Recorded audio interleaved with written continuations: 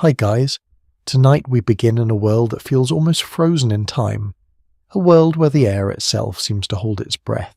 You're standing on the edge of a vast cold landscape, where ice stretches farther than you can see, and the sky above feels pale and heavy, like it has been painted in layers of ash and quiet light.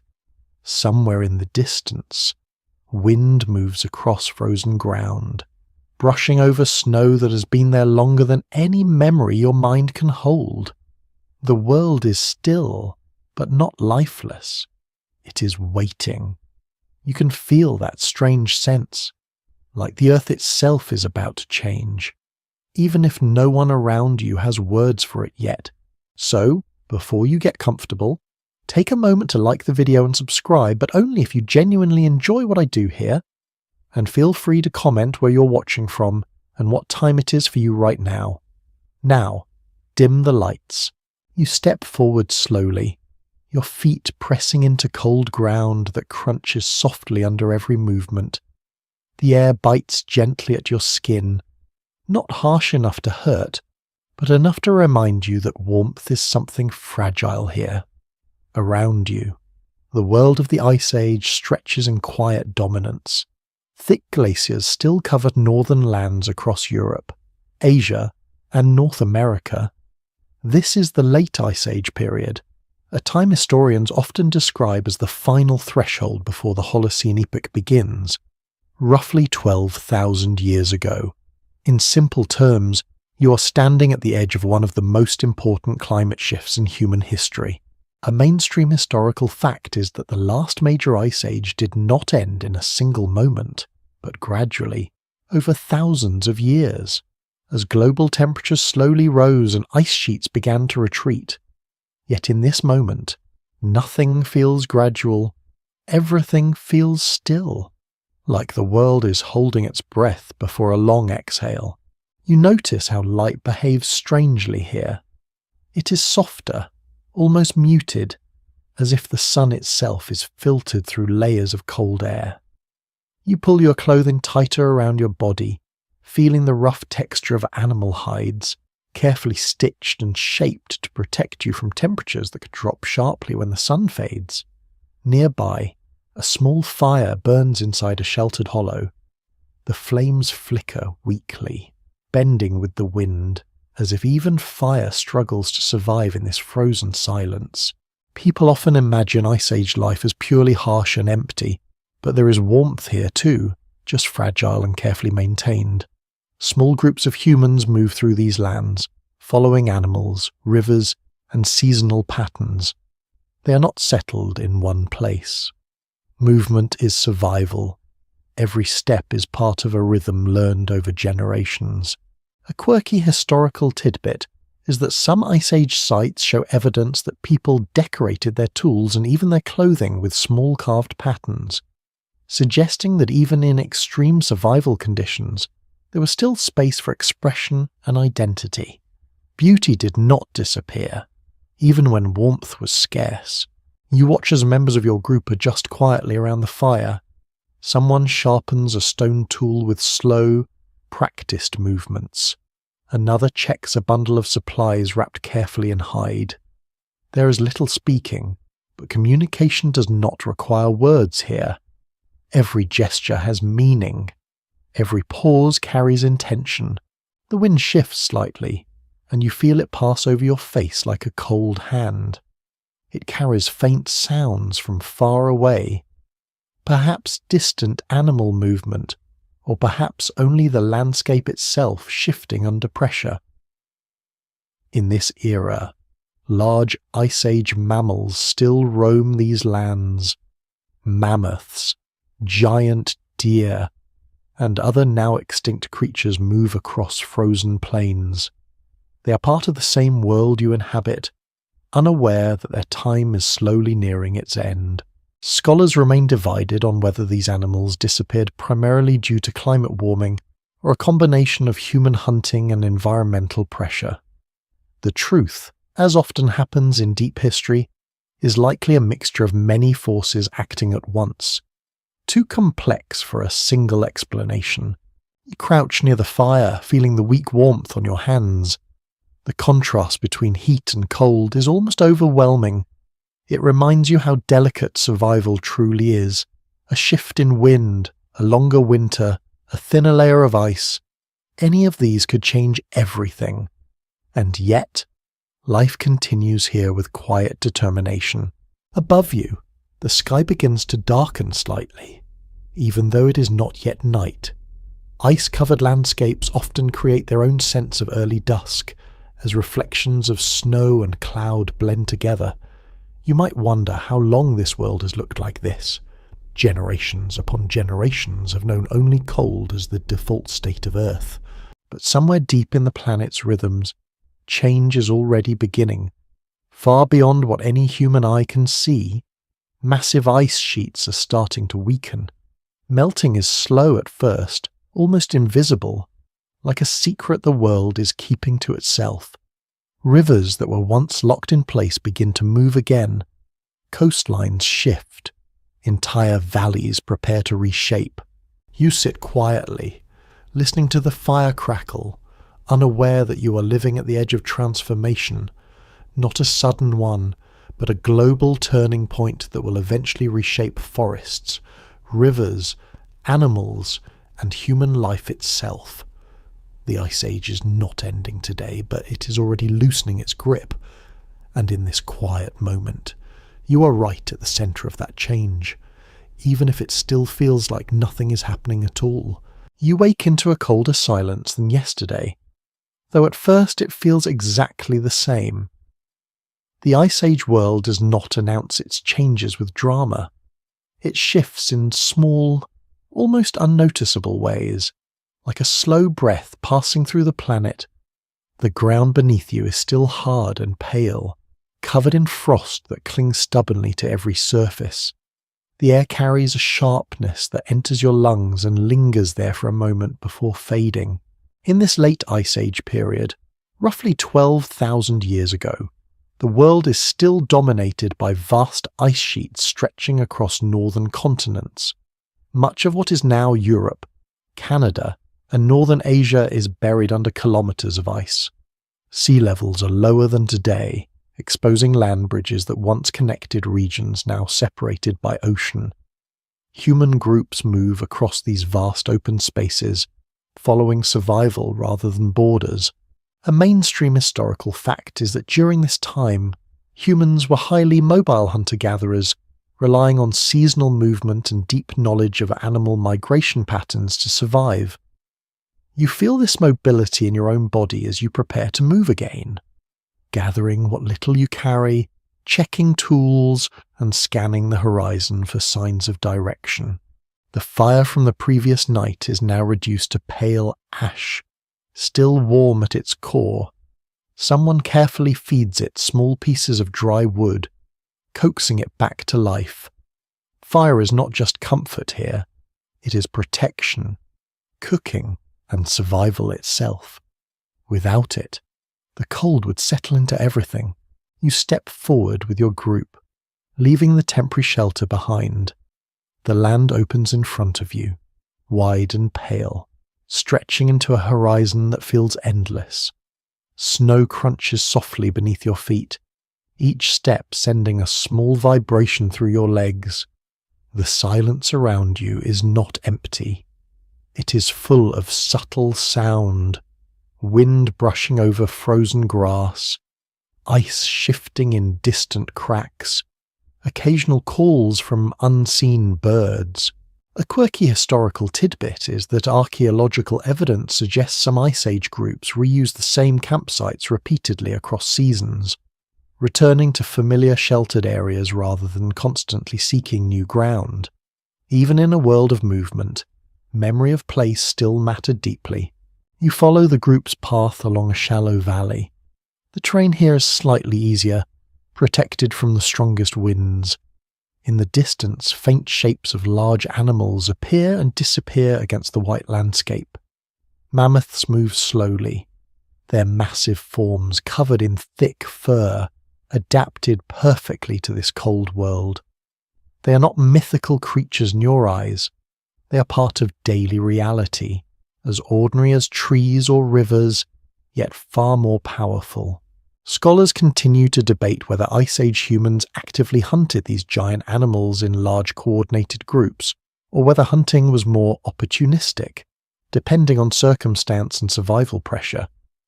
What is clear is that humans and megafauna shared the same fragile ecosystem, each influencing the other in ways that are still being uncovered. You adjust your grip on a stone tool as you walk. It is simple, shaped by careful striking of flint or similar rock. Yet in your hands, it becomes an extension of thought, an extension of survival. Every object you carry has purpose. Nothing is wasted in a world where resources are uncertain. The wind strengthens slightly, carrying fine particles of snow that brush against your face like cold dust. You lower your head instinctively. Around you, others do the same. The group moves as one organism, responding to the environment without needing spoken instruction. Occasionally, you pass signs of earlier human presence. A scatter of broken tools, charred remains of an old fire pit. These traces remind you that you are not the only ones moving through this vast frozen world. Others have been here, lived here, survived here, and continued forward. A mainstream historical fact is that Ice Age humans left behind thousands of such sites across Europe and Asia, giving modern archaeology a fragmented but rich record of their lives.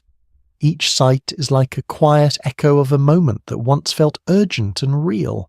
You begin to notice subtle differences in the landscape compared to earlier generations. The ice does not feel as absolute as it once was described in stories passed down within your group. In some valleys, soil appears slightly softer. In sheltered areas, small patches of vegetation cling to life longer than expected. These are not dramatic changes, but they are real enough to notice. Something in the world is shifting.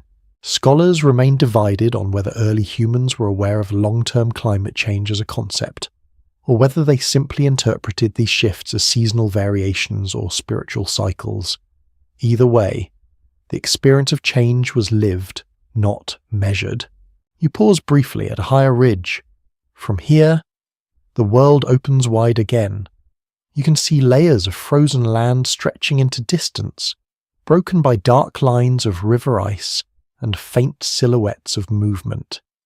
It is both beautiful and severe, a landscape that demands respect without explanation. And as you stand there for a moment, you realize something quietly unsettling. The cold is still present, still powerful, but it no longer feels entirely stable. It feels like something in the rhythm of the world is beginning to loosen. Not enough to name, but enough to feel. You continue walking as the land slowly shifts around you, though nothing changes quickly enough for the eye to fully trust it. The Ice Age world still feels solid, still anchored in cold permanence, but there are moments now where that certainty seems to soften.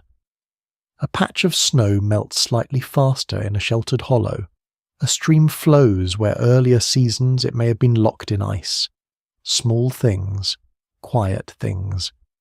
The kind of details that only reveal themselves when you have lived long enough in the same fragile environment. In this late Ice Age period, human survival depends entirely on deep observation of nature. You do not measure time with tools or numbers. You read it through animal behavior, wind direction, plant cycles, and the texture of frozen ground beneath your feet. The world itself becomes your calendar. A mainstream historical fact is that Ice Age humans followed highly seasonal migration routes, tracking herds of animals across vast distances as they moved between feeding grounds. You feel that rhythm in your steps as your group continues forward, not wandering randomly, but following patterns shaped by generations of experience. The cold air presses gently against your skin, and your breath appears briefly in front of you before dissolving into nothing. You tighten the hide layers around your body. These materials, carefully prepared from animal skins, are your only barrier against the environment. Every stitch carries meaning.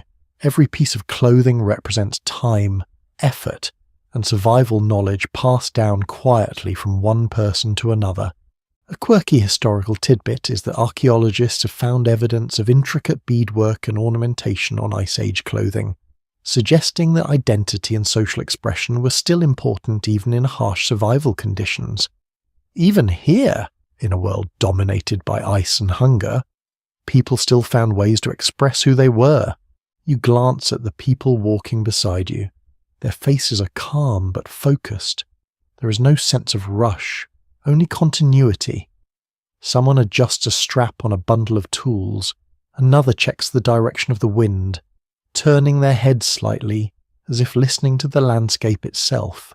The terrain begins to change as you move deeper into a valley. The wind becomes less aggressive here. Snow lies in uneven layers, some parts compacted by past movement, others soft and untouched. You step carefully, feeling the ground respond differently beneath each footstep. Scholars remain divided on whether Ice Age humans had structured leadership roles within small groups, or whether decisions were made collectively through shared understanding. What is clear is that cooperation was essential. No single person could survive alone in this environment for long. You notice animal tracks in the snow, large prints, spaced far apart, indicating slow movement, possibly mammoth or large deer species. Your group pauses briefly, observing silently. There is no need for words. Everyone understands the importance of reading signs in the land. A direction change here could mean access to food, or it could mean danger if a predator is nearby. You continue forward after a short pause. The silence returns, deep and steady, occasionally broken by distant cracking ice or the soft rustle of wind moving through frozen vegetation. The world feels both empty and full at the same time, as if life is scattered thinly across an immense canvas. A mainstream historical fact is that during the late Ice Age, much of Earth's water was locked in glaciers, which caused sea levels to be significantly lower than today, exposing vast stretches of land that are now underwater. You're walking across terrain that, in another time, might not even exist as land. This realization is not something spoken aloud, but it exists in the background of awareness. The world you know is not fixed, it is temporary, shaped by forces far larger than any single human life. As you move further, you notice something subtle in the vegetation. Small clusters of hardy plants begin to appear more frequently in sheltered pockets. They are not lush forests, not yet, but they are signs of persistence. Life refusing to disappear completely. The Ice Age is still present, but it is no longer absolute. A gentle thought passes through your mind. If the world is changing, then survival must also change with it. The methods that worked before may not always be enough in what comes next. Scholars continue to debate whether early humans consciously adapted to long-term environmental change, or whether adaptation occurred gradually without awareness of the broader pattern. Either way, humans did adapt, and that adaptation is what will eventually reshape everything. You reach a slight rise in the terrain and pause again. The view opens outward. Far in the distance, pale light reflects off ice sheets that still dominate the horizon, but between you and that frozen expanse, there are more signs of variation now. Valleys that seem less rigid, areas where water moves more freely, places where the world is slowly learning to breathe again. You stand there quietly, feeling the wind pass over your face. It is still cold, still demanding, but something about it feels different now, less absolute, less eternal. And as you continue your journey forward, you begin to sense it more clearly. The Ice Age is not simply a static world anymore. It is becoming something else, slowly, almost imperceptibly, like a memory changing shape while you're still inside it. The fire has become the center of your world now, not because it is large or powerful, but because everything around it is so fragile.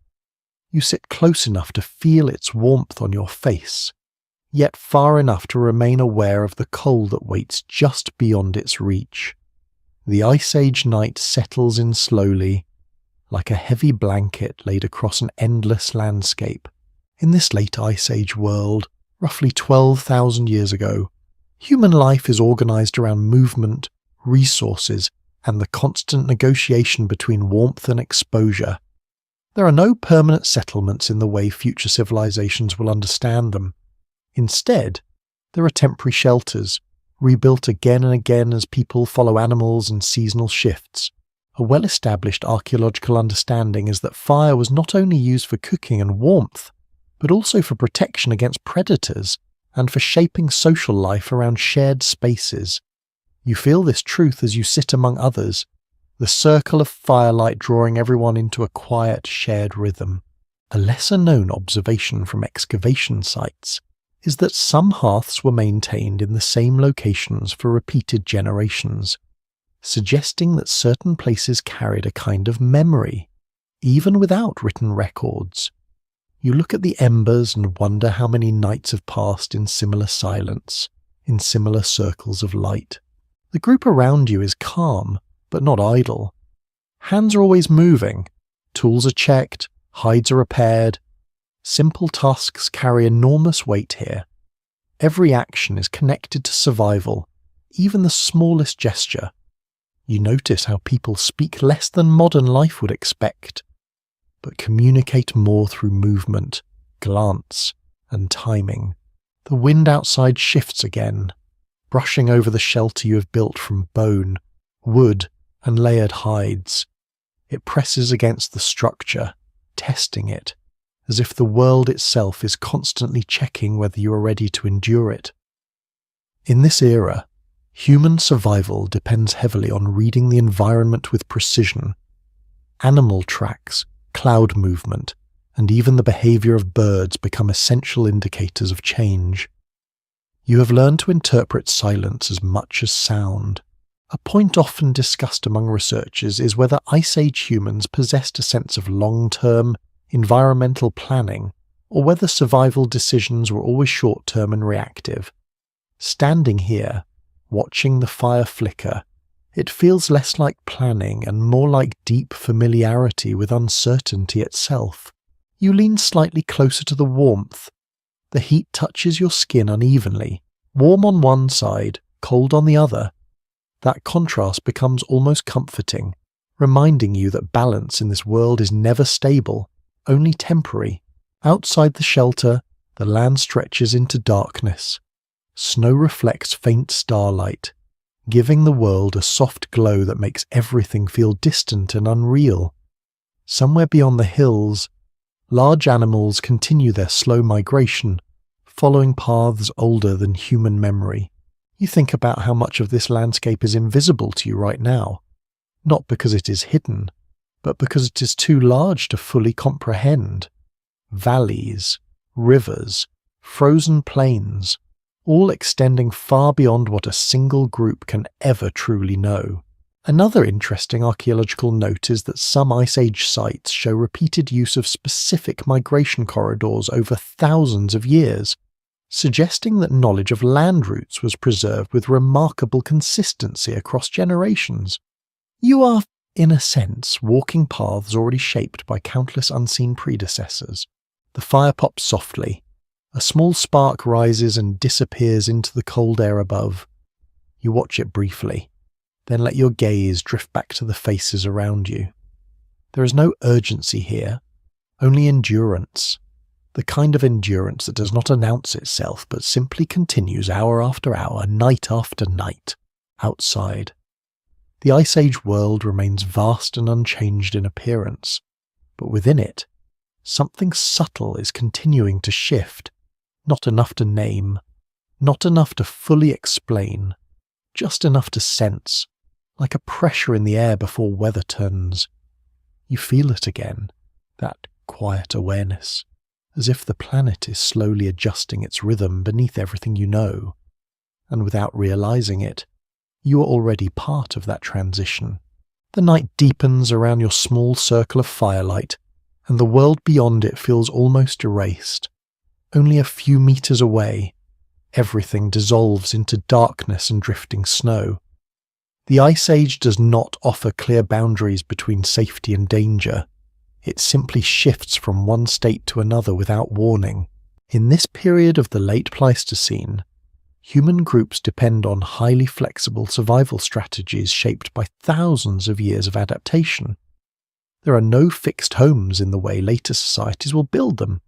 Instead, there are seasonal camps, temporary shelters, and familiar routes that are revisited again and again as animals migrate and resources shift. A widely accepted archaeological interpretation is that Ice Age communities were deeply knowledgeable about animal behavior, using seasonal patterns to determine movement across vast landscapes. You see this knowledge reflected in the way your group prepares quietly even at night, always ready to move if needed, even while resting. A lesser-known detail from excavation studies is that some sites contain carefully arranged stone tools that appear to have been deliberately stored rather than discarded, suggesting early forms of resource planning. You glance at the tools near the fire and notice how each object has a place. As if order itself is a form of protection, the fire crackles softly, sending brief waves of warmth across your hands. The heat is uneven, sometimes strong, sometimes fading, as if even fire must struggle to survive in this environment. You shift slightly closer, feeling the difference between exposed skin and the protected layers of animal hide you wear. Around you, Gaston, people begin to settle into stillness. Not sleep yet, but a quiet resting state where movement slows and attention softens. Even in moments of rest, awareness never fully disappears. The Ice Age does not allow complete vulnerability. Outside the shelter, wind passes over frozen ground in long, continuous flows. Snow drifts accumulate slowly against uneven surfaces. Somewhere in the distance, faint sounds of movement suggest that life continues beyond human perception. Perhaps migrating animals, perhaps shifting ice. The world never becomes truly silent. A recurring academic discussion concerns whether Ice Age humans had symbolic or spiritual interpretations of natural forces such as fire, weather, and animal migration. While evidence is indirect, many archaeological findings hint that meaning was often attached to natural phenomena, even without written language. You look at the fire again and wonder what it represents to those sitting beside you. Warmth, survival, or something more. Your fingers flex slightly, still feeling the lingering cold despite the fire. This contrast becomes a constant companion in your life. Heat and cold, safety and exposure, movement and stillness. Everything exists in balance, never fully stable. A small observation from prehistoric sites is that repeated use of fire pits often created layers of ash and charcoal that accumulated over generations, forming a kind of environmental memory beneath the ground. You imagine that even this place you sit in may carry echoes of past nights, long before your arrival. You glance toward the entrance of the shelter. Beyond it lies a vast landscape shaped by ice, wind, and slow geological time. The horizon is invisible now, swallowed by darkness. But you know it is there. You have walked it. You have felt it under your feet. It is both familiar and endless. The group remains quiet. No unnecessary words are spoken. Communication is reduced to presence, to shared understanding, to small movements that signal awareness. In this world, silence is not emptiness, it is efficiency. A commonly cited scientific view is that the late Ice Age environment required extremely high levels of cooperation for survival, especially in colder regions where resources were scarce and unpredictable. You can feel that truth in the way everyone subtly adjusts their position around the fire, ensuring no one is left outside its warmth. A quieter archaeological insight suggests that even in harsh environments, humans maintained social bonds through shared rituals around firelight, food preparation, and storytelling. You cannot hear stories now, but you sense their shape in the rhythm of breathing and stillness around you. The fire dims slightly, then strengthens again as fresh fuel catches. That small change feels significant in the silence. You watch it carefully, as if it might reveal something about the world itself. Outside, the Ice Age continues its slow transformation.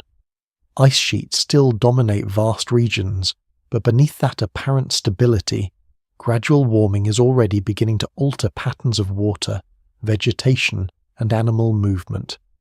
None of this is obvious in a single night. Yet over time, these subtle shifts will become the foundation of a completely different world. For now, though, you remain here, in this fragile pocket of warmth, suspended between what the world has always been and what it's quietly becoming. And that quiet in-between feeling settles deeper than sleep. The fire has lowered into a calmer glow, no longer roaring against the night but breathing gently instead. You notice how the flames seem to settle into their own rhythm, like a living presence that matches the slow pulse of the sleeping world around you. The Ice Age darkness presses close, but inside this small circle of light, everything feels contained, almost protected. By this stage of the late Ice Age, human survival is tightly interwoven with environmental reading skills that are almost instinctive. Temperature shifts, wind direction, and animal movement are not abstract ideas. They are daily knowledge. You do not think about them in words. You feel them. A widely accepted archaeological understanding is that Ice Age communities organized their movement in response to seasonal cycles of grazing herds, especially large herbivores that shape the food chain. You imagine this knowledge passing quietly between individuals, not through instruction, but through observation and repetition over long periods of time. A less commonly discussed detail from prehistoric site analysis is that some hearth areas contain repeated evidence of controlled ash removal, suggesting that people intentionally maintained cleanliness and structure around their living spaces. Even in a harsh world, order still mattered. You glance at the fire pit and see how carefully it has been tended, as if it is more than just a source of heat. The air outside the shelter shifts slightly.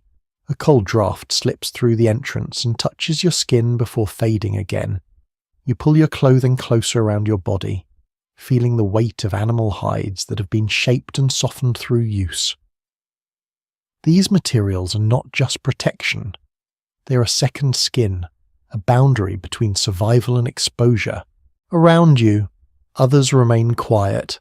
Some are resting, others remain half aware, listening to the environment even in stillness.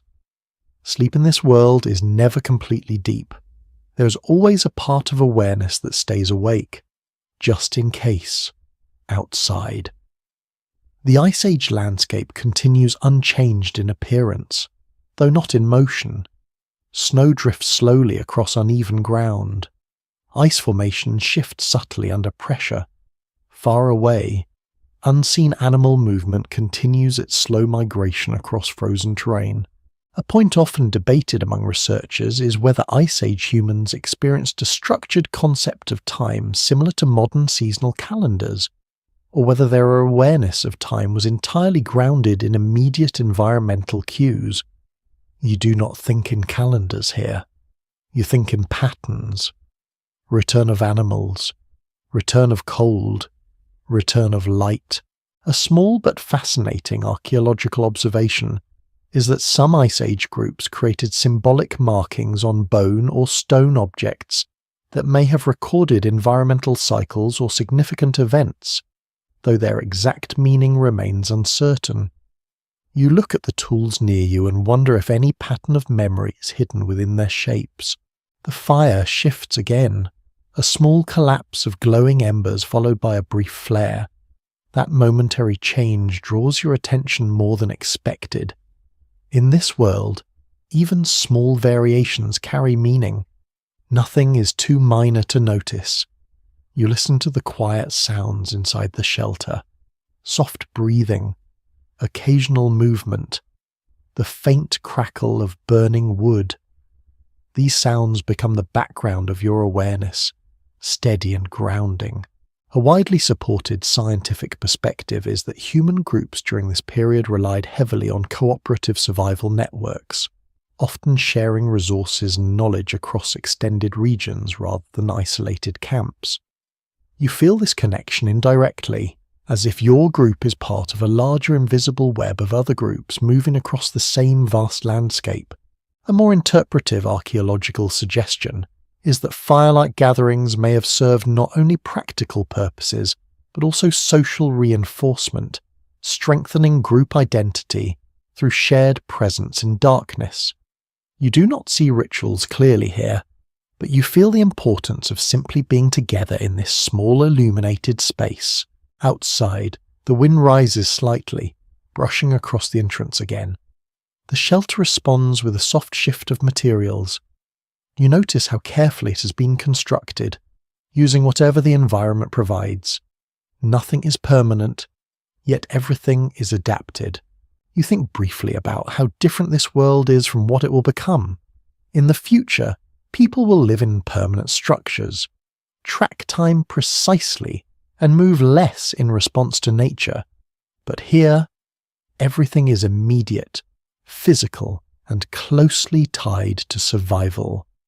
Still, there is a strange comfort in that simplicity. You do not have to interpret distant systems or abstract rules. You only have to listen, observe, and respond. The fire dims once more, then steadies. Its glow reflects softly on nearby faces, creating brief patterns of light and shadow that shift with every small movement. And in that quiet balance between darkness and warmth, the night continues without urgency, carrying you gently forward through the last deep moments of Ice Age stillness. The night outside your shelter has deepened into a kind of silence that feels almost physical, as if the cold itself has weight. Inside, the fire remains the only true boundary between life and the vast Ice Age world pressing in from all sides. You sit close enough to feel its warmth, yet distant enough to remain aware of how fragile that warmth really is. During this late Ice Age period, human survival is shaped by constant adaptation to environmental instability. Glaciers still dominate large portions of the northern hemisphere, but they are no longer entirely unchanging. Subtle warming trends are beginning to influence water flow, vegetation, and animal movement patterns across different regions. A well-supported archaeological view suggests that Ice Age communities developed highly flexible mobility systems, allowing them to follow shifting resources across enormous territories. You imagine this flexibility in your own life, where staying in one place is never a guarantee, and movement is always part of survival logic. A lesser remarked finding from excavation records is that repeated habitation layers in certain sites show evidence of careful spatial organization, with designated areas for tools, fire, and waste. Even without permanent architecture, space itself was structured with intention. You look around your temporary shelter and notice how naturally these zones form. Even without planning, the fire crackles softly, sending small sparks upward that vanish almost instantly into the cold air above. Each spark feels like a brief moment of defiance against the darkness. You watch them disappear, wondering how something so small can feel so meaningful in a world so large. Around you, the group remains in a state of quiet rest, not fully asleep, not fully awake. This half-awareness is a form of protection. In a world where predators and weather shifts are always possible, complete vulnerability is rare. Outside, wind moves steadily across frozen ground. It bends around small rises in the terrain, creating invisible currents that you can sense more than see. Snowdrift accumulate in uneven patterns, reshaping the landscape slowly, almost imperceptibly. A frequently discussed interpretation in paleoanthropology is whether Ice Age humans possessed an early form of seasonal forecasting, based purely on accumulated experience rather than formal science. You feel this idea in your own instincts, as you interpret subtle environmental cues without conscious calculation. A quieter insight drawn from site analysis is that some groups appear to have returned to specific landscape features across generations, suggesting a deep memory of place embedded within cultural survival strategies. You think about this as you recall familiar routes, valleys, and sheltered areas that feel almost inherited rather than learned. The fire shifts again, settling lower as fuel is consumed. You add a small piece of material to it, watching how carefully it catches. Fire here is never automatic. It is managed, tended, and respected. Without attention, it disappears quickly, and with it, warmth and safety vanish. The surrounding darkness feels complete beyond the shelter walls. No artificial light exists beyond this point, only natural illumination from fire and faint starlight reflected off snow. The world beyond your immediate space is mostly unknown in this moment, yet still very present. A widely accepted scientific reconstruction of this era describes human groups as highly cooperative networks, where survival depended on shared knowledge, resource exchange, and collective movement strategies.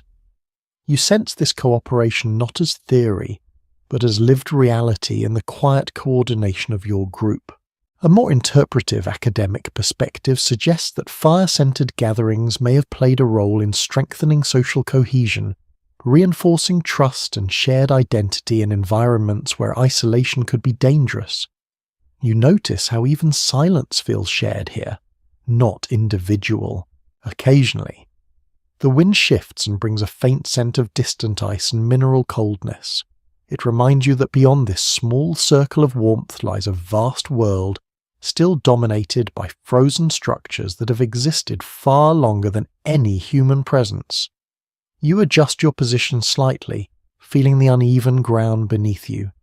Every surface here is temporary, shaped by weather and time rather than construction. Nothing stays fixed. Everything is in motion.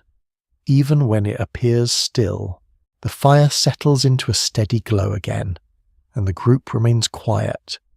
There is no urgency in this moment, only endurance stretched across time, and in that endurance, something subtle continues to unfold in the world outside, something that has not yet fully revealed itself.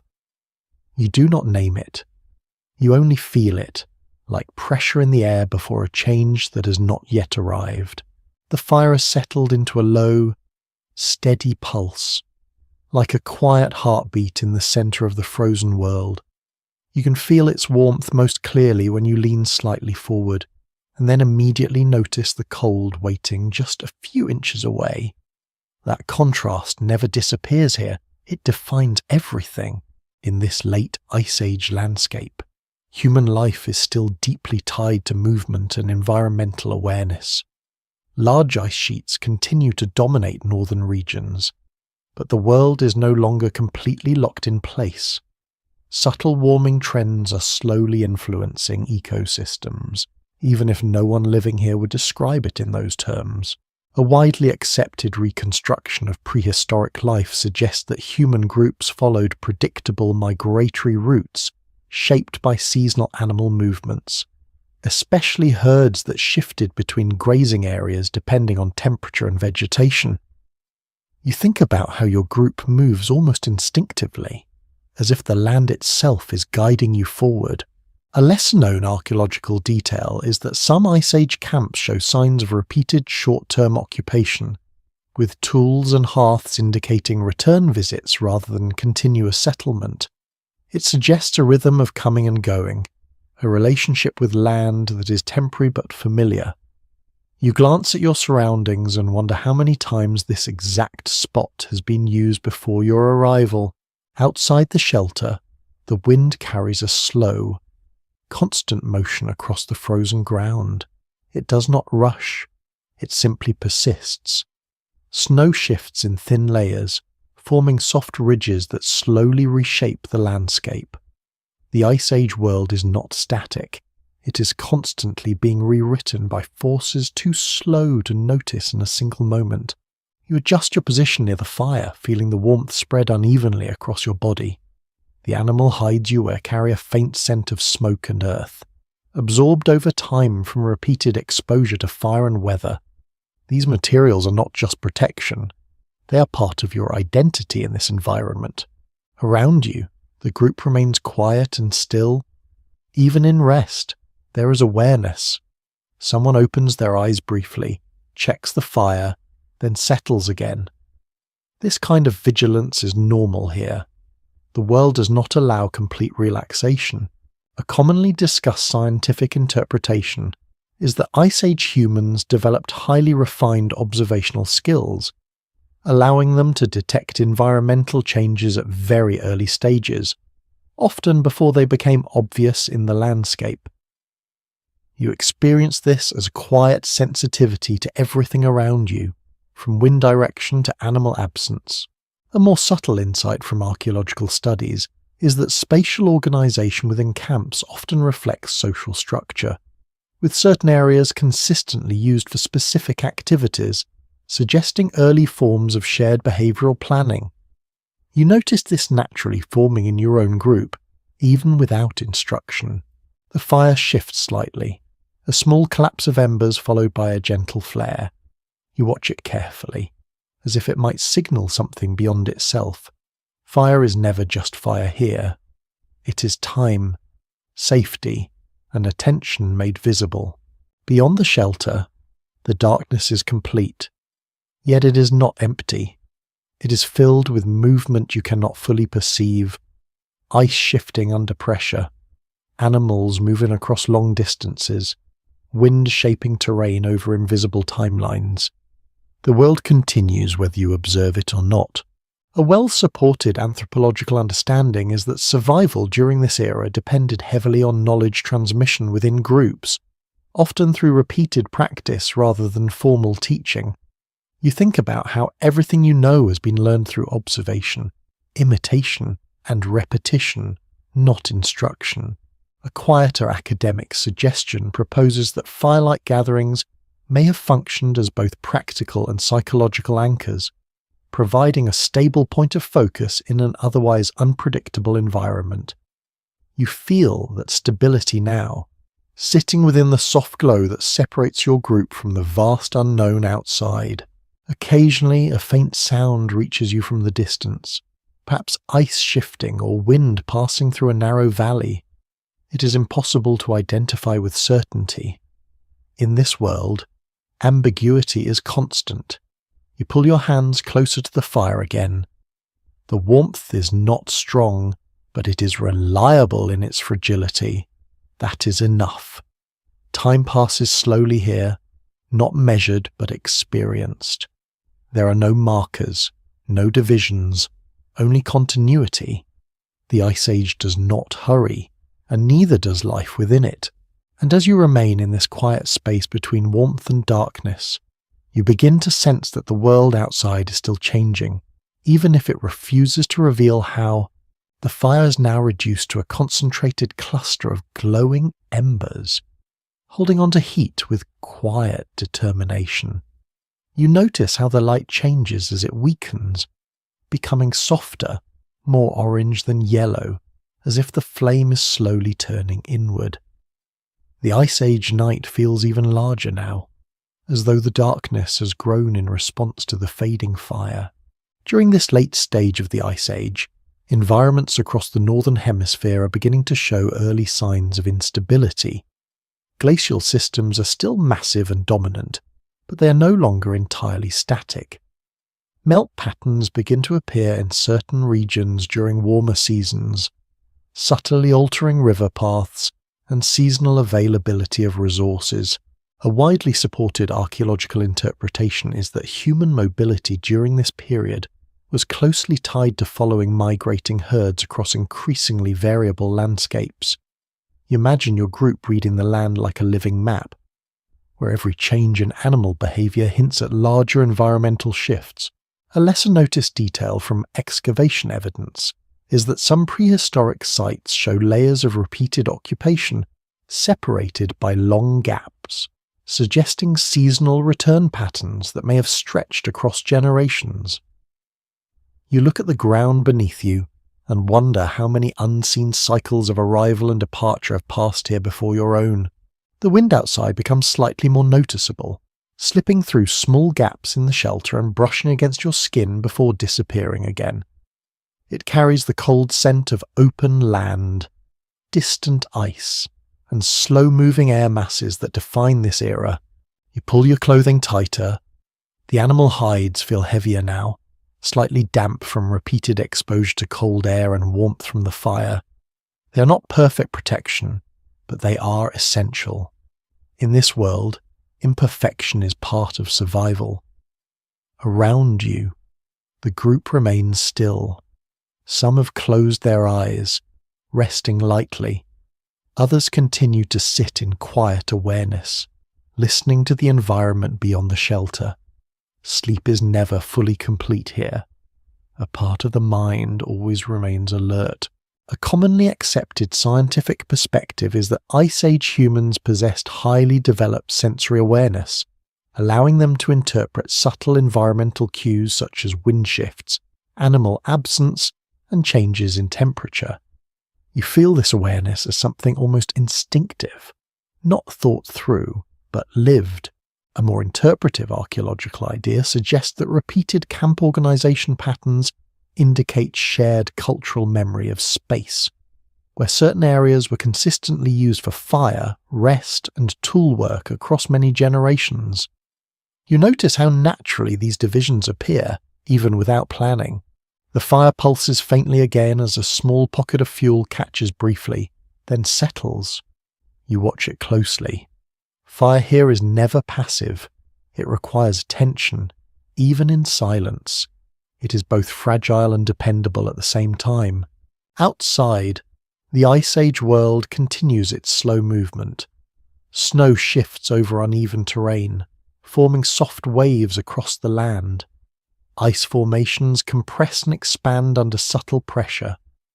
Rivers beneath frozen surfaces continue their hidden flow, shaping the land in ways that cannot be seen directly. A widely acknowledged reconstruction of prehistoric life suggests that cooperation was essential for survival, particularly in colder regions where resource scarcity demanded shared effort and mutual dependence. You see this reflected in the quiet coordination of your group, where actions are synchronized without need for instruction. A quieter academic viewpoint proposes that firelight environments may have served as emotional stabilizers, offering warmth, visibility, and a shared focal point that reduced stress in high-risk environments. You feel this stability now, even in silence, as the fire anchors your awareness. Occasionally, a distant sound breaks through the stillness. It might be ice shifting or wind passing through a narrow valley. It is impossible to know for certain. Uncertainty is a constant companion in this world. You shift slightly, feeling the ground beneath you. It is uneven, cold, and unchanged by time in any way you can perceive.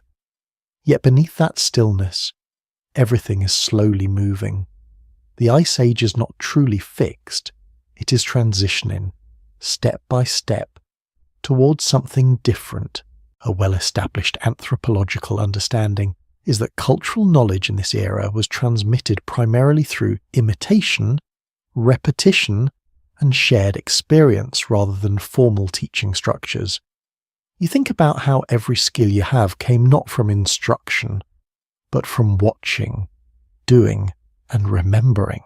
A more subtle insight from archaeological interpretation suggests that fire-centered gatherings may have contributed not only to survival, but also to the strengthening of group cohesion, creating a sense of shared presence in environments defined by uncertainty. You feel that cohesion now in the quiet shared space around you. The fire dims slightly once more, settling into a steady glow that feels smaller but more focused. The night continues without urgency, stretching forward without clear edges and somewhere beyond what you can see, the world continues its slow transformation. Even if it has not yet revealed what it is becoming, the fire has become quieter now, reduced to a soft cluster of glowing coals that barely push back the darkness beyond the shelter. You notice how the light no longer spreads far. Instead, it gathers close, as if the world itself is narrowing into this small space of warmth and breath. By this point in the late Ice Age, human environments are beginning to shift in subtle but meaningful ways.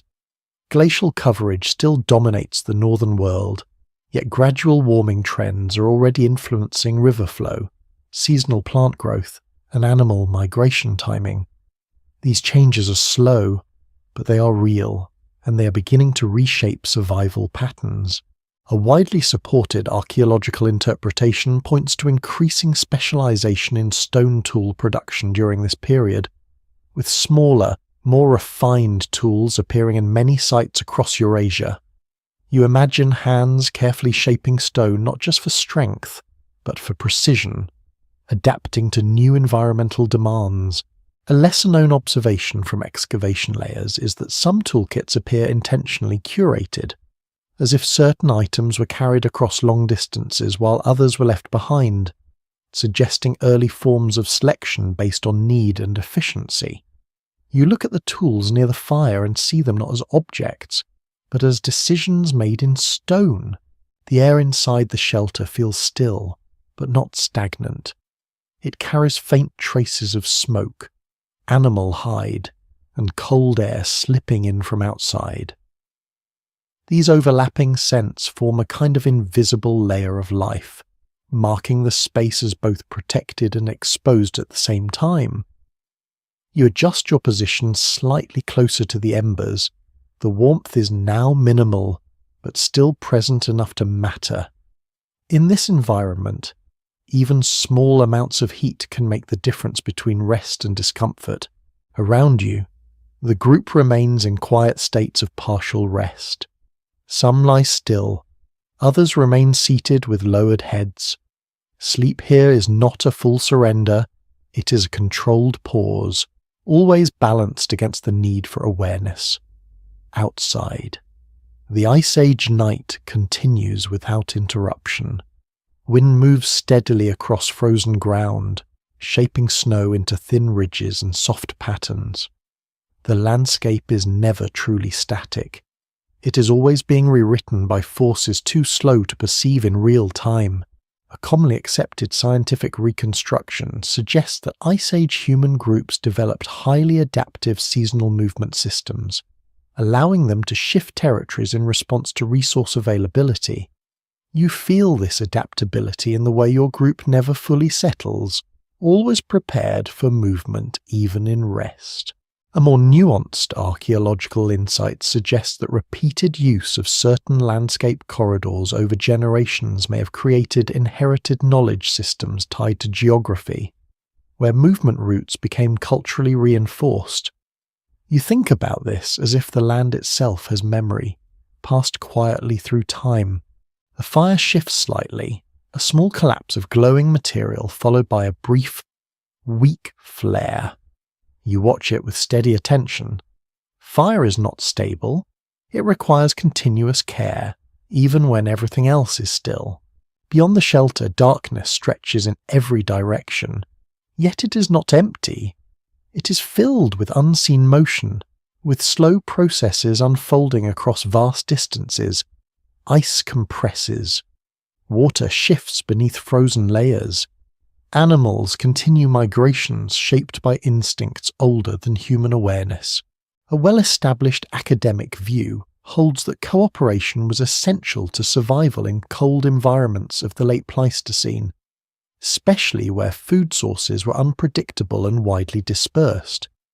You sense this cooperation not as an idea, but as a lived condition, expressed through shared silence and shared space.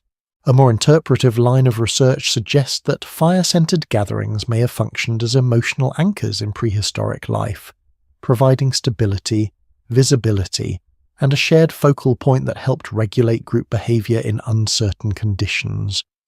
You feel that anchoring now in the quiet rhythm of breathing and embers. Occasionally, the wind shifts and presses lightly against the shelter walls. The structure responds with a soft rustle of materials. Everything here is temporary, built to adapt rather than endure. That impermanence is part of daily existence. You glance briefly toward the entrance. Outside, there is only darkness and slow movement. Inside, there is only faint light and stillness.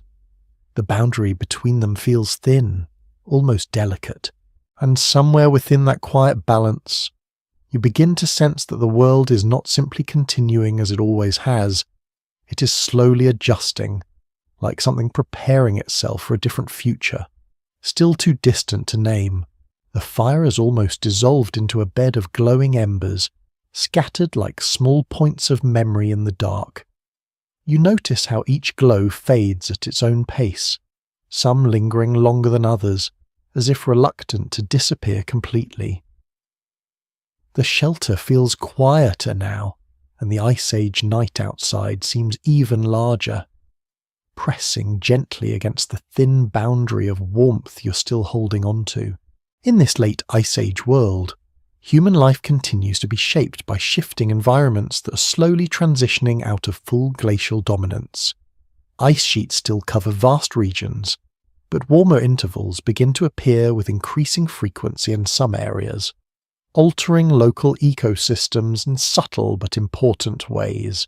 A well-established archaeological understanding highlights that during this period, human groups increasingly refined their hunting strategies, using coordinated movement and improved toolkits to track and intercept migrating herds.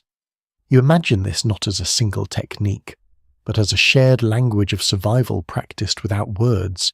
A lesser-known detail from excavation evidence shows that certain sites contain unusually dense concentrations of animal remains, suggesting repeated seasonal use as processing or temporary gathering locations. You picture these places as quiet hubs of activity, now long silent, yet once full of motion and purpose.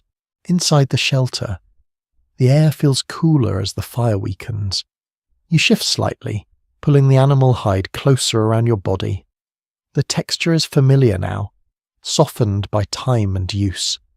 It carries the faint scent of smoke, earth, and the long journeys it has endured with you. Around you, the group remains in a suspended state between rest and alertness. No one fully lets go of awareness. Even stillness is active here. A slight movement, a subtle sound. Anything could signal change in the environment outside. The wind outside strengthens briefly, brushing against the shelter with a low, continuous pressure. It finds small gaps and passes through them before disappearing into the interior, leaving only a trace of coldness behind. A widely accepted scientific interpretation suggests that Ice Age humans relied heavily on cumulative environmental knowledge passed through observation rather than formal instruction, allowing survival skills to develop gradually across generations. You feel this in your own instincts, as if your understanding of the world has been shaped more by experience than explanation. A more interpretive archaeological idea proposes that repeated occupation of specific landscapes may have contributed to a deep cultural familiarity with geography, where certain valleys, rivers, and shelters became part of long-term collective memory. You sense this when you recognize paths without needing to question why they feel familiar. The embers shift slightly again, a soft collapse followed by a brief, fading glow. You watch it carefully, noticing how even small changes in the fire alter the atmosphere of the entire space. Fire is not background here. It is the center of perception. Outside, the Ice Age continues its slow, almost invisible transformation. Snowdrifts settle into uneven layers. Ice formations compress under their own weight. Beneath frozen surfaces, water continues to move in hidden channels that reshape the land over long periods of time. A commonly referenced academic view is that survival during this era depended on strong cooperative bonds within groups, where shared effort reduced risk and improved access to scarce resources. You feel that cooperation not as a theory, but as a quiet presence in the way everyone occupies the same space without conflict. A more reflective scholarly perspective suggests that firelight may have played a psychological role in stabilizing group dynamics, offering a consistent focal point that helped maintain calm in environments defined by uncertainty. You notice how your attention naturally returns to the embers again and again, as if drawn by something steady. Occasionally, a distant sound passes through the night. It might be wind moving through a valley or ice shifting under pressure. There is no way to confirm it, and that uncertainty is normal here. The world does not offer clarity unless it chooses to. You breathe slowly, feeling the cool air enter and leave your lungs. Time feels less like a sequence, and more like a continuous presence, stretching forward without clear edges. And in that quiet suspension, you begin to sense something subtle in the world beyond the shelter, as if the environment itself is slowly loosening its long-held stillness, preparing for changes that no one here can yet fully recognize. The embers are now barely more than faint red traces scattered across ash, like the last memory of a stronger flame. You notice how quickly warmth disappears once fire begins to fade in this environment. It does not linger, it retreats, almost politely, leaving the cold to return without resistance. In this late Ice Age setting, human survival is becoming increasingly tied to environmental unpredictability. While glaciers still dominate large regions, gradual warming trends are beginning to reshape coastlines, river systems, and seasonal vegetation cycles in ways that affect both animals and human movement patterns. A broadly supported archaeological interpretation suggests that humans of this period were highly skilled at adjusting their subsistence strategies based on seasonal availability, shifting between hunting, foraging, and opportunistic resource gathering depending on what the land provided. You picture this flexibility not as planning, but as constant adaptation in real time. A lesser discussed detail from excavation studies is that certain hearth sites show evidence of repeated cleaning and reuse over long intervals, indicating that groups may have returned to familiar locations across years or even generations. You look at the faint outline of your current fire spot and imagine it existing long before your arrival. Inside the shelter, the temperature drops slightly as the last warmth from the fire dissipates. You pull your hide closer, feeling its weight settle more firmly around your shoulders. It is no longer just clothing. It is insulation between your body and an environment that does not forgive exposure. Around you, the group is quieter now. Some have shifted into deeper rest, while others remain lightly aware, listening to the environment beyond the shelter walls. Even in stillness, there is readiness. That is the nature of life here, outside.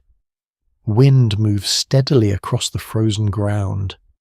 It is not violent, but persistent, flowing across uneven terrain and carrying faint traces of distant ice fields. The sound it creates is subtle, almost like breathing on a larger scale.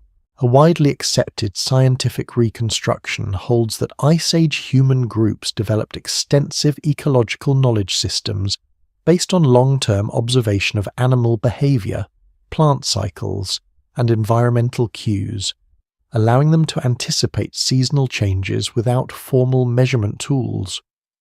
You experience this as an instinctive awareness of patterns rather than conscious analysis. A more nuanced archaeological perspective suggests that repeated occupation of specific regions may have created culturally embedded knowledge of geography, where certain landscapes were remembered not individually, but collectively across generations. You feel this when familiar terrain seems to hold meaning beyond immediate experience. The last glow of the fire flickers weakly, then steadies for a moment before fading further.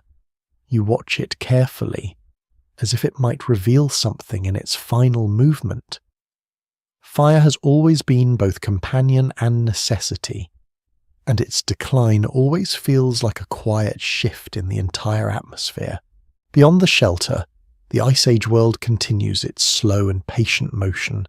Snow accumulates in uneven patterns shaped by wind. Ice layers compress and shift under pressure too gradual to see directly.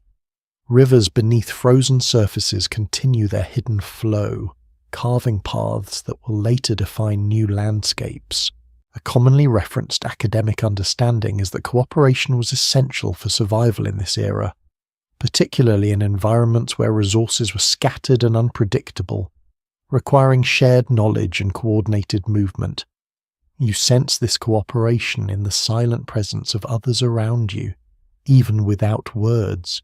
A more interpretive scholarly suggestion proposes that fire-centered spaces may have functioned as anchors for social cohesion, creating shared points of stability in environments where everything else was constantly changing. You notice how the fading fire still holds everyone together in its absence. Occasionally, a faint sound moves through the darkness outside. It could be shifting ice or distant wind. It does not matter which, because both belong to the same vast system of movement that defines this world. You remain still, listening to the quiet rhythm of the shelter, the slow breathing of others, and the final faint warmth still lingering in the air. Time here does not move forward in clear steps. It settles, expands, and fades.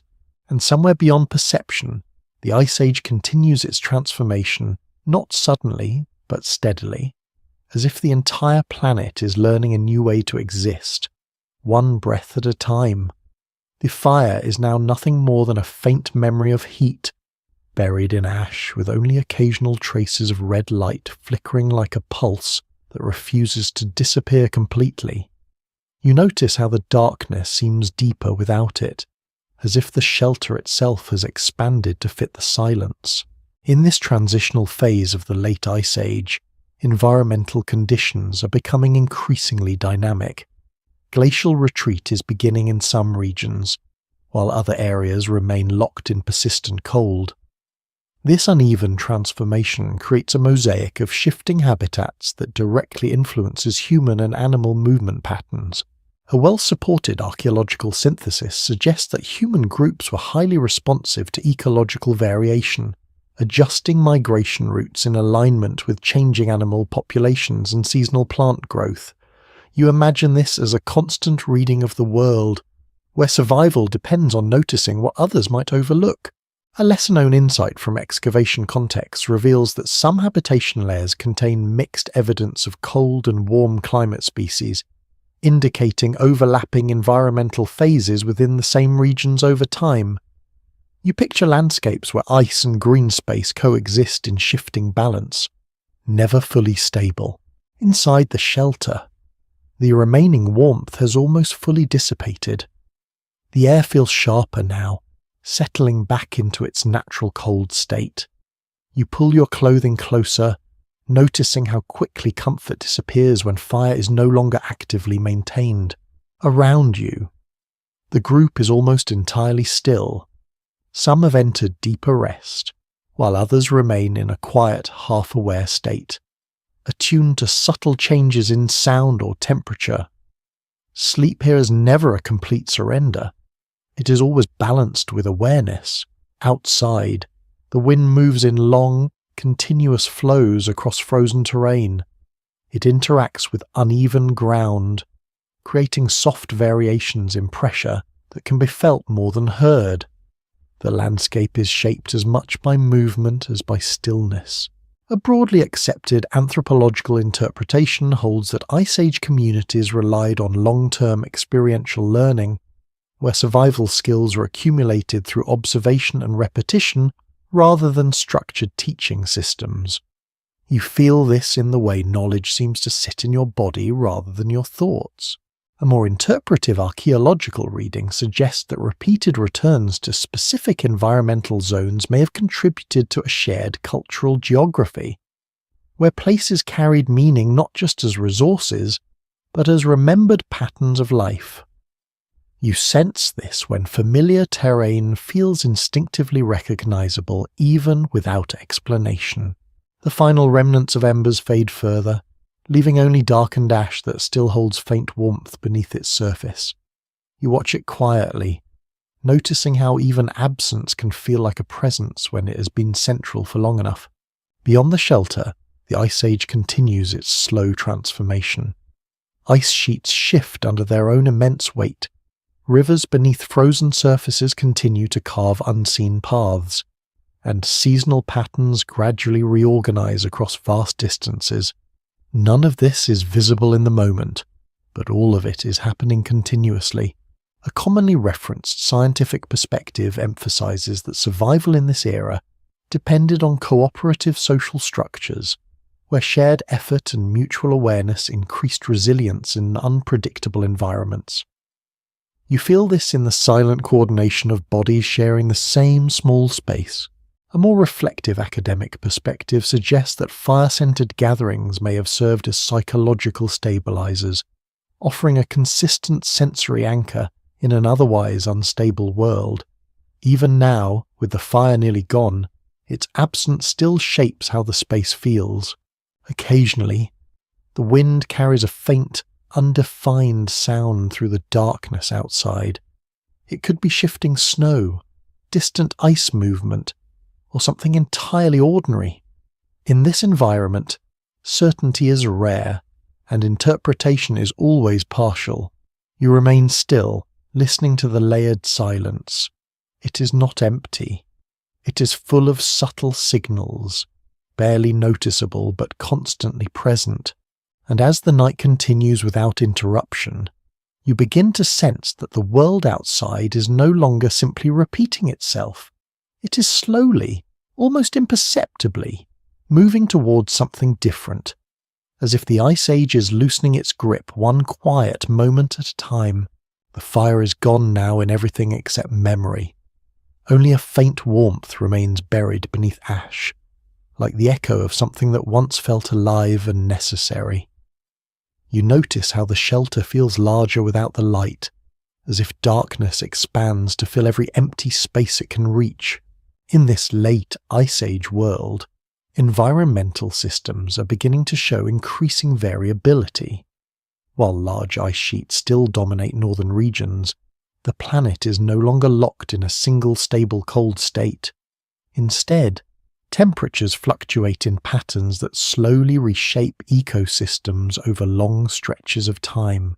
A widely supported archaeological interpretation highlights that human groups during this period became highly proficient at tracking multi-seasonal animal migrations, adjusting movement routes with remarkable precision based on accumulated environmental knowledge.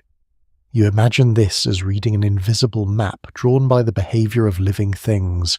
A lesser-known detail emerging from site analysis is that certain regions show continuous human presence interrupted by long environmental gaps, suggesting that some areas were abandoned and later reused when conditions became favorable again.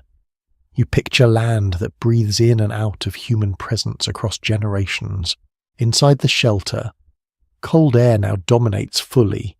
Without the fire, the temperature drops quickly and you become more aware of every layer of clothing you're wearing. The animal hides feel heavier, not because they have changed, but because they are now the only barrier between your body and the surrounding environment. Around you, the group remains in a quiet state of rest. Some are asleep now, while others maintain a light awareness, their bodies still subtly oriented toward potential changes in sound or movement. Even rest is structured around survival here. Outside, the wind continues its steady passage across frozen terrain. It moves in broad, unseen currents, interacting with valleys, ridges, and open plains, shaping the surface of the land in ways that happen too slowly to observe directly. A commonly accepted scientific view suggests that Ice Age humans developed highly detailed ecological awareness through long-term observation, allowing them to anticipate environmental shifts such as seasonal transitions and animal movement patterns without formal measurement systems. You feel this awareness as something instinctive, almost physical. A more nuanced archaeological interpretation proposes that repeated occupation of certain landscapes contributed to a deep, culturally shared familiarity with geography, where knowledge of place was transmitted through movement and lived experience rather than formal teaching. You sense this in how certain directions feel naturally correct even in darkness. The ash where the fire once burned has cooled further. You reach toward it briefly, feeling only faint residual warmth that is already fading into the surrounding cold. The transition from warmth to absence feels sharper now, as if the environment is reclaiming the space the fire once held.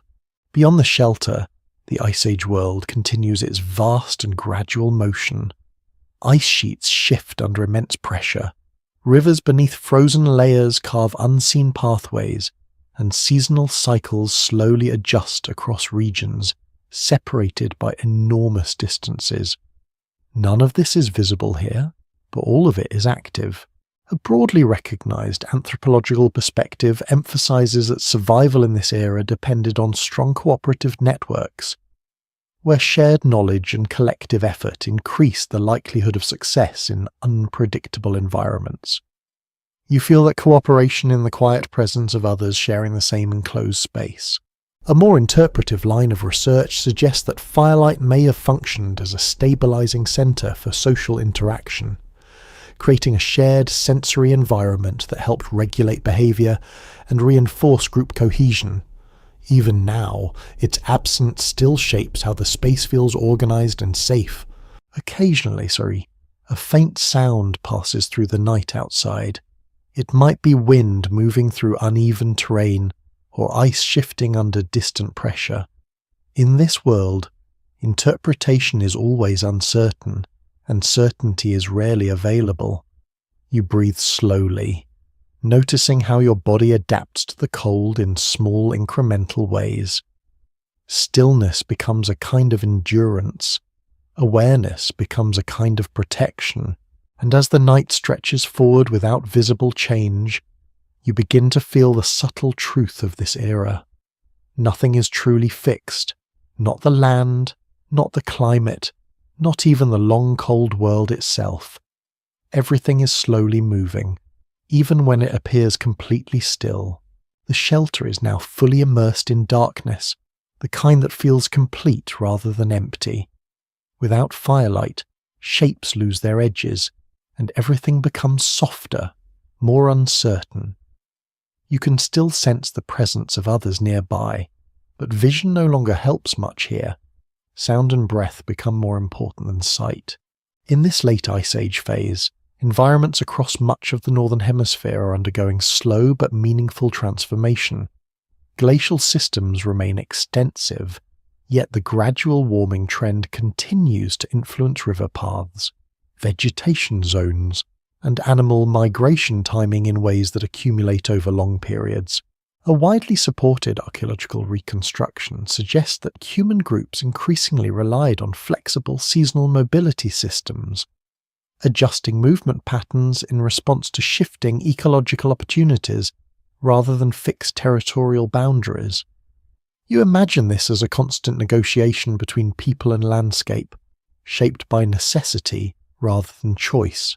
A lesser discussed observation from excavation records shows that some regions contain overlapping occupation layers from different climatic phases, indicating that humans repeatedly return to the same areas across dramatically changing environmental conditions.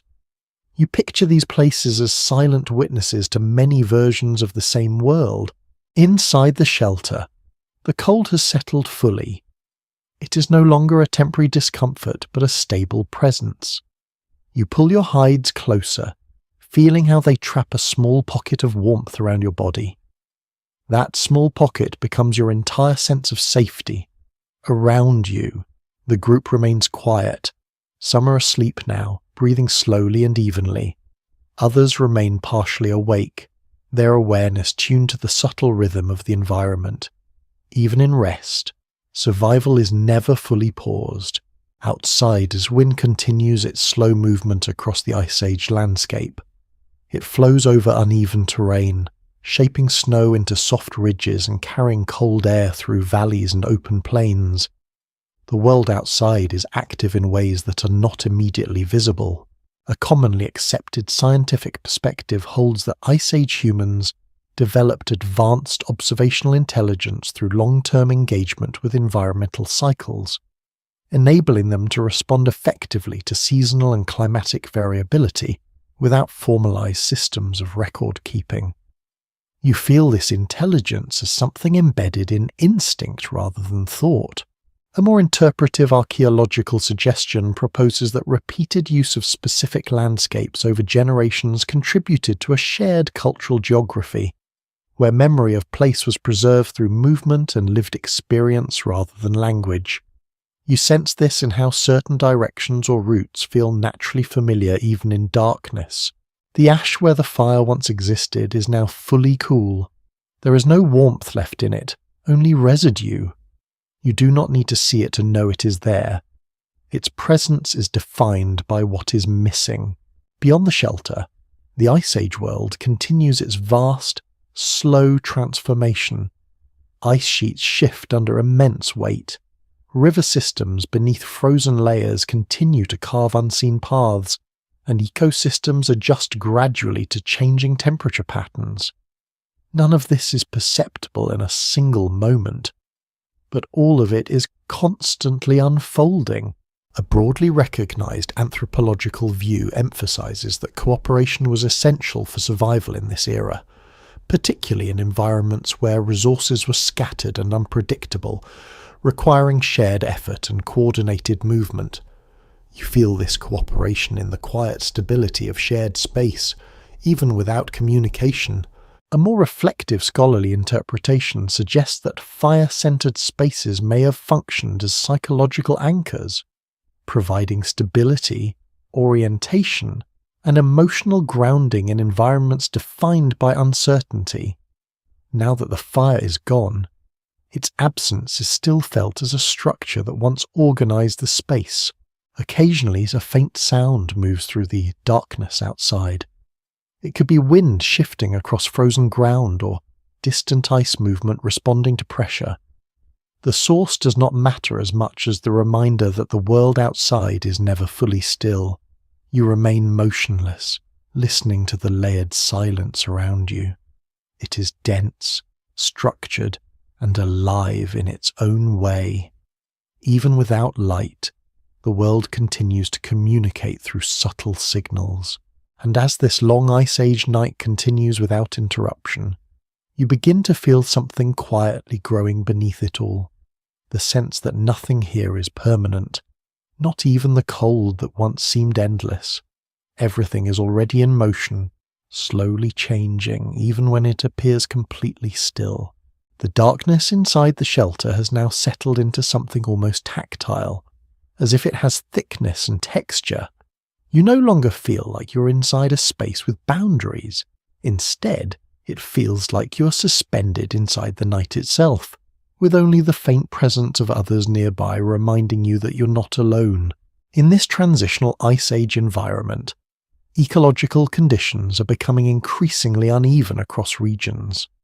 Some areas remain locked in persistent cold, while others begin to experience more frequent seasonal thawing, gradually altering the balance between ice, water, and vegetation over long spans of time. A well-established archaeological synthesis points to increasing regional specialization in subsistence strategies, where different human groups adapted distinct survival patterns depending on local resources and environmental stability. You imagine these variations as invisible cultures shaped by the land itself. A lesser-known insight drawn from excavation sequences shows that certain animal remains appear in shifting proportions over time within the same sites, suggesting gradual changes in hunting focus as ecosystems evolved. You picture these shifts not as sudden decisions, but as slow adjustments made through lived experience. Inside the shelter, the cold is now fully dominant. Without fire, warmth exists only in layers of clothing and body proximity. You become more aware of your own breathing, each inhale and exhale marking a small rhythm against the surrounding stillness. Around you, the group is almost completely quiet. Sleep has taken hold for some, while others remain lightly alert. Even in rest, there is a shared understanding that the environment demands readiness at all times. Outside, the wind continues its long passage across frozen land. It moves without urgency, shaping the surface of snow into subtle patterns and carrying cold air through uneven terrain. The Ice Age world is never truly still, even when it appears silent. A broadly accepted scientific interpretation emphasizes that human survival during this period depended on highly flexible ecological knowledge systems, developed through long-term interaction with seasonal cycles, animal behavior, and environmental change. You feel this knowledge not as information, but as instinct built through repetition. A more interpretive archaeological perspective suggests that repeated habitation of certain geographic zones may have created culturally reinforced landscapes, where memory of place was shared collectively and passed through movement rather than language. You experience this in the way certain directions feel familiar even in total darkness. The remains of the fire are now indistinguishable from the surrounding ground. What once was a source of warmth is now only ashen cooling stone. Yet even its absence continues to shape how the space feels organized. Beyond the shelter, the Ice Age world continues its slow transformation. Ice sheets shift under immense structural pressure. River systems beneath frozen surfaces continue carving unseen channels, and ecosystems adjust gradually to long-term climate variation. These processes are invisible in the moment but constant in motion. A widely supported anthropological view holds that cooperation within Ice Age groups was essential for survival, particularly in environments where resources were unevenly distributed and required coordinated movement and shared knowledge. You feel this cooperation in the quiet stability of shared presence. A more reflective line of research proposes that fire-centered environments may have served as psychological anchors, offering sensory stability and reinforcing group cohesion in otherwise unpredictable surroundings. Even without the fire, its influence still lingers in how the space feels structured. Occasionally, a faint disturbance moves through the night outside. It could be shifting snow, distant ice movement, or wind passing through uneven terrain. In this environment, certainty is never complete, and interpretation always remains partial. You remain still, aware of the subtle sounds around you, the rhythm of breathing, and the deep silence that surrounds everything else. Time feels less like something that passes and more like something you exist within. And somewhere beyond perception, the Ice Age continues its quiet transition, not in sudden change, but in gradual adjustment, as if the entire planet is slowly learning a new rhythm it has not yet fully revealed. The shelter feels different now, not because anything new has appeared, but because everything familiar has shifted into deeper silence. Without fire, even memory of warmth becomes abstract, like something remembered through touch rather than sensation. You sit in the dark and slowly become aware of how sound replaces sight in this world. During this later phase of the Ice Age, environmental systems across continents continue to reorganize themselves in uneven ways. Some regions experience gradual warming trends that encourage vegetation expansion, while others remain locked in persistent glacial conditions, creating a fragmented and constantly changing ecological map. A widely supported archaeological interpretation indicates that human groups developed increasingly complex mobility networks, allowing them to navigate large territories by following seasonal resource availability and long-established migration corridors. You imagine this as movement guided not by maps, but by memory and observation layered over generations. A lesser-known observation from excavation data reveals that certain stone tool assemblages show signs of repeated refinement over time, suggesting continuous improvement in technique rather than abrupt technological change. You picture hands slowly perfecting shape and function across countless quiet moments. Inside the shelter, your senses adjust to the absence of light. You become more aware of temperature gradients, airflow, and the subtle presence of others. Even silence has structure here. It is not empty, but layered, around you. Some members of the group are fully asleep now, their breathing slow and steady. Others remain lightly awake, maintaining a quiet awareness of their surroundings. This shared state of partial rest reflects a constant balance between vulnerability and survival. Outside, wind continues its long movement across frozen terrain. It flows through valleys and over ridges, carrying fine particles of snow that shift and settle in slow patterns. The Ice Age landscape is shaped continuously by these invisible forces. A broadly accepted scientific reconstruction suggests that Ice Age humans possessed highly developed environmental perception, allowing them to interpret subtle changes in animal movement, vegetation patterns, and atmospheric conditions without formal measurement systems. You experience this as an awareness that feels immediate rather than learned. A more interpretive archaeological perspective proposes that repeated occupation of specific regions created culturally reinforced landscapes, where knowledge of place accumulated through shared experience across generations. You sense this in how certain spatial directions feel familiar even in complete darkness. The remains of the fire are now fully inert. Only cooled ash and faintly darkened earth remain. Yet even without light or heat, its presence still defines the center of the space, as if absence itself has structure. Beyond the shelter, the Ice Age world continues its slow, continuous transformation. Ice sheets shift under immense weight, rivers beneath frozen layers carve unseen paths, and ecosystems adjust gradually to long-term climatic variation. These processes remain invisible in any single moment, yet they are always active. A widely recognized anthropological view emphasizes that cooperation within Ice Age communities was essential for survival in environments where resources were scattered and unpredictable, requiring coordination, trust, and shared knowledge. You feel this cooperation in the quiet stillness of shared presence. A more reflective scholarly interpretation suggests that fire-centered spaces may have functioned as cognitive and emotional anchors, helping structure social interaction and stabilize group awareness in environments defined by uncertainty. Now that the fire is gone, its absence still shapes how the space is experienced. Occasionally, a faint sound moves through the darkness outside. It might be shifting snow or distant ice responding to pressure changes.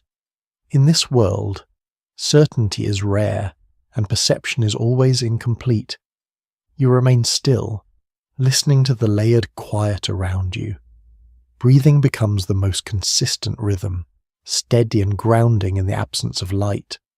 Time feels less like progression and more like immersion, and as the night continues without interruption, the world outside carries on its slow transformation, as if the entire planet is gradually adjusting to a new balance that has not yet fully revealed itself.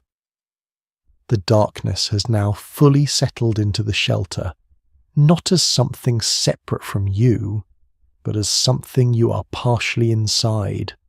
Without fire, without visible shape, the world becomes defined by distance, sound, and the slow awareness of your own body breathing in and out. In this later Ice Age stage, environmental change continues its gradual unfolding across vast regions. Ice sheets still persist in many northern zones, but their edges begin to fluctuate more noticeably over long periods. Meanwhile, warmer intervals influence rainfall patterns, river systems, and the distribution of vegetation in subtle but cumulative ways. A well-supported archaeological interpretation suggests that human groups increasingly structured their movement around overlapping ecological zones, where different resources became available at different times of year, requiring flexible and highly responsive mobility strategies. You imagine this as a constant recalibration of direction based on what the land offers. A lesser-known detail from excavation research indicates that some habitation sites contain repeated microlayers of occupation separated by short environmental gaps, implying frequent returns to the same locations under shifting conditions. You picture these places as quiet anchors in a moving world. Inside the shelter, your awareness becomes sharper in the absence of sight. You notice temperature differences across your skin, the faint movement of air near the entrance, and the subtle presence of others resting nearby. Darkness does not erase perception, it rearranges it. Around you, some individuals are fully asleep now, while others remain in a shallow state of alertness. The boundary between rest and awareness is fluid here, shaped by habit rather than schedule. Survival does not allow complete disengagement from the environment. Outside, wind continues its long passage across frozen terrain. It moves steadily over uneven ground, carrying snow grains that shift and settle in slow patterns. The landscape is not still, even when it appears so. It is always in motion at a scale that resists immediate perception.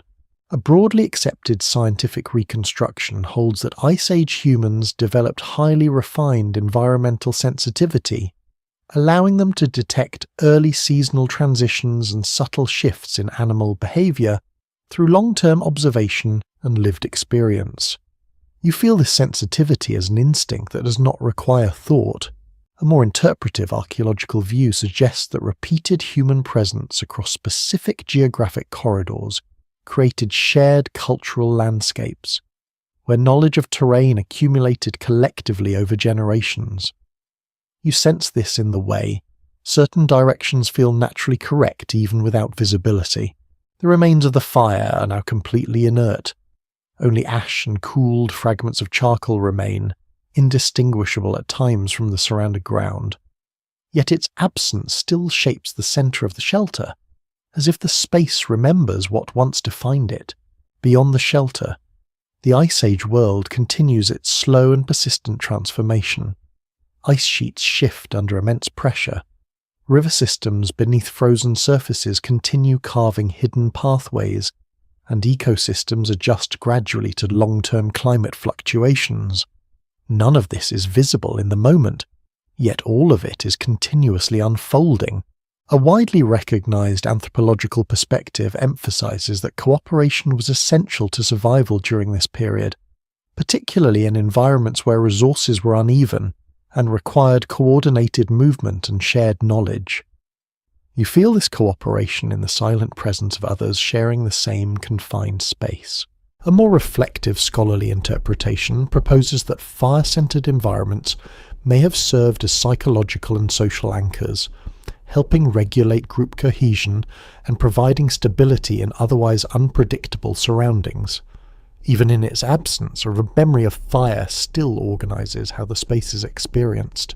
Occasionally, a faint sound moves through the night outside. It could be wind passing over frozen ridges or ice shifting under distant pressure. In this world, interpretation is always uncertain and rarely complete. You remain still, listening to the layered silence that surrounds everything. It is not empty. It is structured, full of subtle signals and rhythms that exist just beyond clear perception.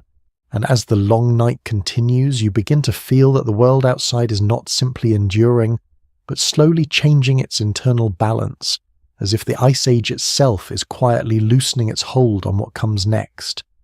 The shelter is now defined only by touch and sound. Without fire, without visible form, space becomes something you feel rather than see. The cold is steady, not sharp, but continuous, like a slow pressure that surrounds everything equally.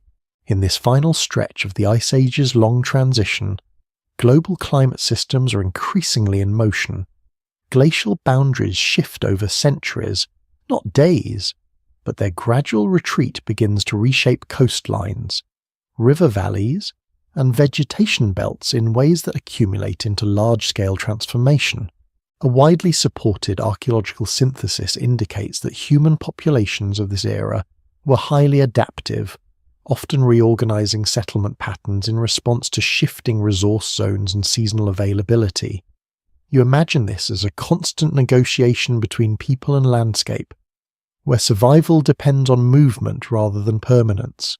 A lesser-known insight from excavation sequences shows that certain regions exhibit continuity of tool traditions across long-time spans, suggesting that knowledge was preserved even as environments changed dramatically.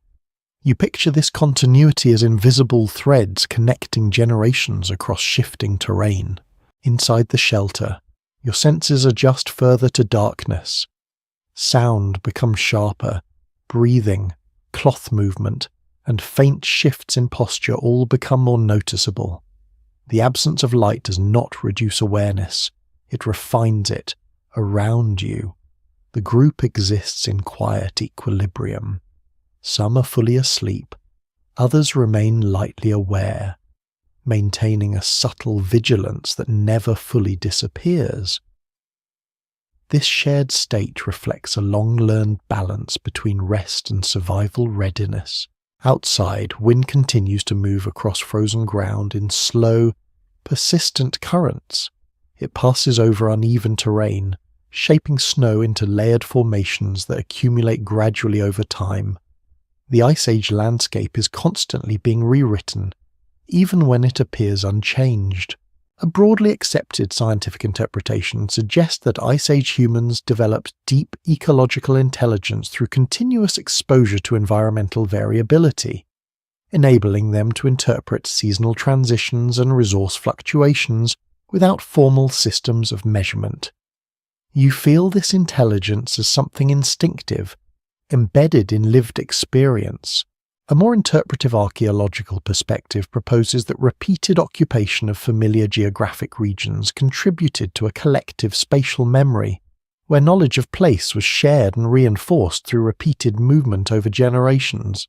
You sense this in the way certain directional awareness feels natural even in total darkness. The remains of the fire are now fully absorbed into the ground, indistinguishable from surrounding earth. Yet its absence still defines the center of the shelter, as if space itself has retained the structure of what once existed there. Beyond the shelter, the Ice Age world continues its slow transformation. Ice sheets adjust under immense weight. River systems beneath frozen surfaces continue carving hidden channels, and ecosystems gradually respond to long-term climatic shifts. These processes are invisible in any single moment, but constant over time. A widely recognized anthropological view emphasizes that cooperation within Ice Age groups was essential for survival, particularly in environments where resources were widely dispersed and unpredictable, requiring coordinated movement and shared knowledge. You feel this cooperation in the silent stability of shared presence. A more reflective scholarly interpretation suggests that fire-centered spaces may have functioned as cognitive and social stabilizers, offering a consistent point of focus in environments defined by uncertainty. Even now, the absence of fire continues to structure how the space feels organized. Occasionally, a faint sound passes through the darkness outside. It might be wind moving through distant valleys or ice shifting under slow geological pressure. In this environment, certainty remains partial at best. You remain still, aware of the layered quiet surrounding you. Time no longer feels segmented, it feels continuous, like a current passing through everything without interruption.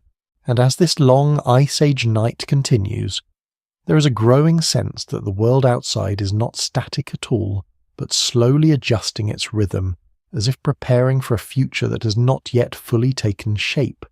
The shelter feels almost weightless now, as if it has dissolved into the surrounding night and only your awareness is holding it together, without fire, without sight. Even the idea of space becomes uncertain. You're no longer simply inside a shelter. You are inside a shared silence shaped by breath, cold air, and the slow rhythm of survival. In the final phase of this Ice Age transition, Environmental systems are continuing their long adjustment toward a warmer and more stable global pattern. Ice sheets that once dominated entire continents are gradually retreating in some regions, opening new land corridors, altering hydrology, and reshaping ecosystems over centuries.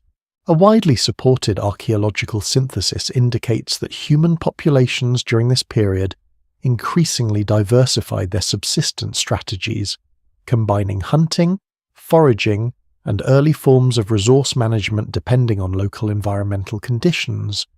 You imagine this as a world where survival becomes increasingly flexible, shaped by constant reading of shifting landscapes. A lesser-known insight from excavation layers suggests that some regions show uninterrupted sequences of human presence across major climatic transitions, implying remarkable continuity of occupation and adaptation, even as surrounding environments change significantly. You picture generations passing through the same spaces, each one facing a slightly different world. Inside the shelter, awareness has become finely tuned. You notice the smallest sounds, a shift of fabric, a quiet breath, the faint movement of someone adjusting position. Darkness no longer feels like absence, it feels like depth around you. Some are fully asleep now, while others remain lightly conscious, suspended between rest and alertness. This fragile balance reflects a long-evolved response to environments where unpredictability is constant. Outside, wind continues its slow movement across frozen ground. It shapes snow into layered patterns and carries cold air through valleys that stretch far beyond perception. Even in stillness, the Ice Age world is never truly still. A broadly accepted scientific interpretation holds that Ice Age humans developed highly refined ecological awareness through long-term immersion in variable environments, allowing them to anticipate seasonal change through observation rather than formal measurement. You feel this awareness as something that exists beneath thought, almost like instinct. A more interpretive archaeological perspective proposes that repeated movement across familiar landscapes created shared cognitive maps, where geography was remembered collectively and transmitted through lived experience rather than language alone. You sense this in the way certain directions feel familiar even without visibility. The place where the fire once existed is now fully absorbed into darkness. No warmth remains, only the faint imprint of its past presence in the way the space still feels centered around it. Beyond the shelter, the Ice Age continues its slow, patient transformation.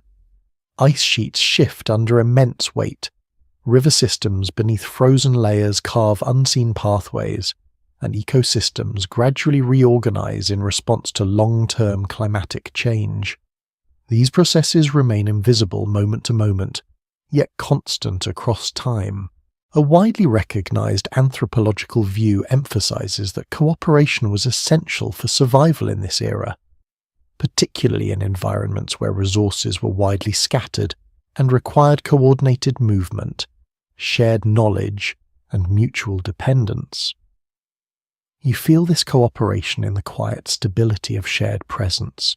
A more reflective scholarly interpretation suggests that fire-centered gatherings may have functioned as emotional and cognitive anchors, providing structure and cohesion in environments defined by uncertainty.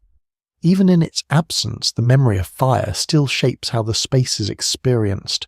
Occasionally, a faint sound moves through the night outside, indistinct and untraceable. It could be wind, ice, or distant shifting terrain. In this world, clarity is never complete. You remain still, listening to the layered quiet that surrounds everything. It is not empty. It is full of subtle continuity, a reminder that even darkness has structure. And as the Ice Age night continues without interruption, there is a final quiet realization that nothing here has ever been truly fixed. Not the land, not the climate, and not even this long frozen world itself. Everything has always been moving, slowly, toward something new. Sweet dreams.